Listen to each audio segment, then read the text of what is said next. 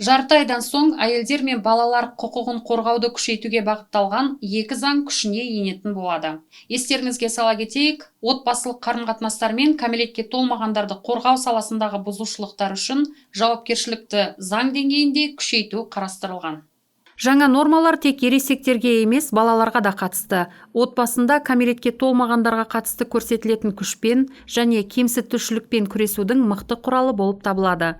Енді өз балаларына қатысты жасалған құқық бұзушылықтар мен қылмыстарға жол берген ата-аналарға жауапкершілік қарастырылады. Статья 127 сейчас будет. 127 бап басқаша айтылатын болады. Кәмелетке толмағандардың білім алуы, тәрбиеленуі, құқықтарының қорғалуының қауіпсіздіктерінің шараларының қамтылуы бойынша ата-аналардың немесе заңды өкілдердің осы міндеттерін немесе жауапкершіліктерін атқармаулары үшін жауапқа тартылатындарын қарастырады. Бұл нені білдіреді? Бұрын тәрбие және білім болатын. Қазіргі уақытта кәмелетке толмағандар өз отбасында немесе бөгде тұлғалардың тарапынан көрсетіліп жатқан әртүрлі зорлық-зомбылықтың, оның ішінде сексуалды зорлықтың құрбанына айналып жатқан ақпараттар өте көп. Сондықтан ата-ана өз туған баласының сондай зорлықтың құрбаны болғаны үшін, оған жол бергені үшін жауапқа тартылатын болады. Мен бұл шешім дұрыс деп санаймын. Өйткені қазір өгей әкесі, өгей шешесі баланы ұрып соққан, тіпті өлімге жеткізген және басқа да зорлық түрлерін көрсеткен оқиғалар тым көбейіп барады. Ал туған анасы мысалы өгей әкесінің сол зорлықтарын өз баласын қорғамаған. Тіпті жануарлардың өзі сол қорғаушылықты жасап жатқанда адамдар туған баласын қорғауды қойды. Сол себепті бұл дер кезінде қабылданып жатқан шешім және балалардың қорғалуына қатысты қабылданған шара деп ойлаймын. Тұңғыш рет құдалау, буллинг, оның ішінде ересектерге де балаларға да таралып кеткен кибербуллинг үшін жауапкершілік ендірілді. Кәмелетке толмағанды құдалау үшін ескертулер немесе айыппұлдар қарастырылады. Сонымен қоса құқық бұзушылықтар қайталанған жағдайда қамақ қарастырылады. Вводится понятие и привлечение. Осыдан былай кәмелетке толмағанды құдалау, буллинг, кибербуллинг түсініктері ендіріледі. Әзірге 10 айлық есептік көрсеткіш көлеміндегі айыппұл немесе өндіру қарастырылады. Елімізде, соның ішінде Риддерде де ондай оқиғалар көп жасалған жағдайлар бар.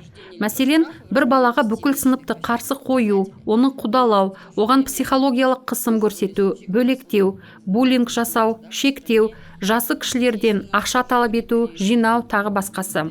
Ал кибербуллинг деген ол әлеуметтік желілерді пайдалану. Бұл орайда осы буллинг немесе кемсіту 12-16 жас аралығындағылармен жасалса деген көрсетілген. Өйткені нақ осы жаста бала жетіледі, бойындағы гормондары ойнайды, санасы өзгереді және осындай бұзушылықтарды дәл осы шақта жасайды. Бұл жағдайда айыппұл ата-аналарына немесе заңды өкілдеріне салынады. 10 айлық есептік көрсеткіш көлеміндегі өндіру немесе айыппұл салынатын болады. Онан тыс 16 жасқа дейінгі балалардың қауіпсіздігін қамтамасыз ету мақсатында оларды қоғамдық көліктен төлем жасамағанда мәжбүрлеп шығаруға тыйым салынады. Жаңа заңмен ол үшін әкімшілік жауапкершілік қарастырылады. Еще одна новая статья – это Қоғамдық көлікте кәмелетке толмағандардың кейде төлем карталары дұрыс көрсетпеген, ақшасы жетпей қалған, немесе болмаған жағдайларда кондукторлар оларды шығарып жіберетін жағдайлар бар. Олар өз еңбек ақымызға әсерін тигізеді дейді. Қоғамдық көліктер жеке меншік деп жатады. Өз уәкілеттіктерін асырып жатады.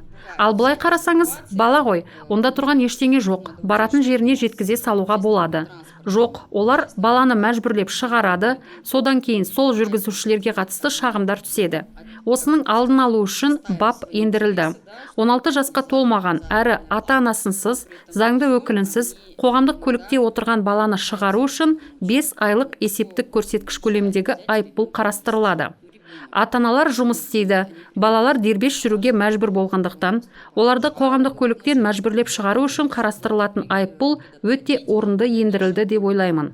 Бұл да дер кезінде қабылданып жатқан шара. Әрекеттегі заңнамаға ендірілген көптеген түзетулер балаларға қатысты жасалатын зорлық-зомбылыққа және кемсітушілікке, төмен шыдамшылыққа, тұрмыстық отбасылық салада, білім мекемелерінде, қоғамдық орындарда осындай зорлық-зомбылықтың кез келген түрлерінің жасалуына жауапкершілікті күшейтуге бағытталады. қабылданған түзетулер бұқараның кең талқысынан өтті және енді заңды күшін иеленеді.